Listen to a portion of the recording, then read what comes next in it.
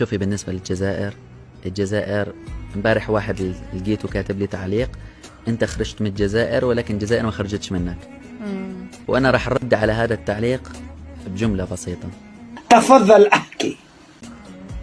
الجزائر فيك العز والكرم، وثاني بلد الإيمان والأحرار، وثاني جئناكم مهاجرون مستنجدين، وثاني فكنتم لنا أنتم الأنصار. خلاص لحني. نبدأ على بركة الله التشريح، والذي سيعرفكم على عدد معتبر من الأخطاء. ايش حالك؟ ممكن كان 15 ولا 20 ولا 30. قال صديقنا: وأنا راح أرد على هذا التعليق بجملة بسيطة. الجزائر فيك العز والكرم، بلد الإيمان والأحرار، جئناكم مهاجرون مستنجدين، فكنتم لنا أنتم الأنصار.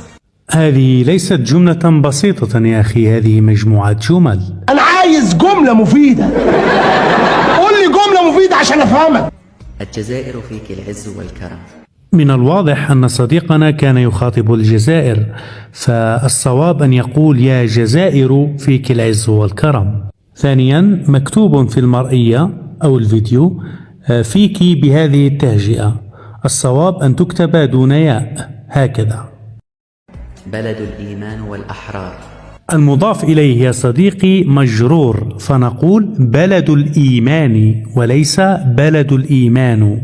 جئناكم مهاجرون مستنجدين. جئناكم مهاجرون، خطأ، الصواب أن تقول مهاجرين لأنها حال، والحال تكون منصوبة، وعلامة النصب في الجمع المذكر السالم هي الياء وليست الواو، لكنك أفلحت في إعراب الكلمة التي تليها مستنجدين. فكنتم لنا أنتم الأنصار.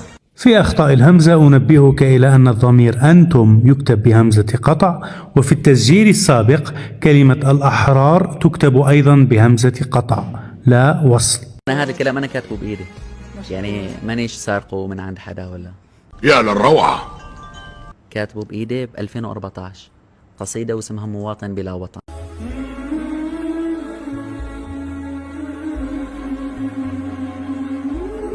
مواطن بلا وطن لأنه من اليمن. Caution. A virus has been detected.